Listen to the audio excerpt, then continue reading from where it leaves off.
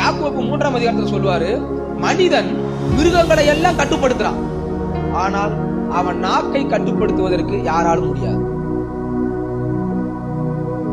ஏன்னா அநேக நேரங்கள்ல நம்முடைய வாழ்க்கை என்பது அதிகமா பேசி பேசி பேசி பேசியே நம்ம லைஃப் என்ன செஞ்சிருது, வீணாய் போய் விடுகிறது.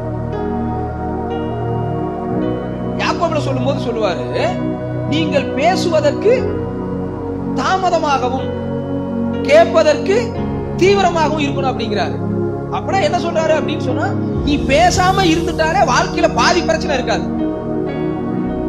நீங்கள் நானும் பேசாம இருந்தா நமக்கு பிரச்சனை என்பதற்கு என்ன கிடையாது, வாய்ப்புகளே கிடையாது.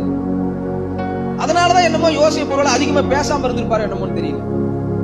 யோசேப்பு குறைவாக பேசி அதிகமாக செயல்பட்ட நல்ல ஒரு தேவனுடைய மனிதன். அதனாலதான் அவர் யாரு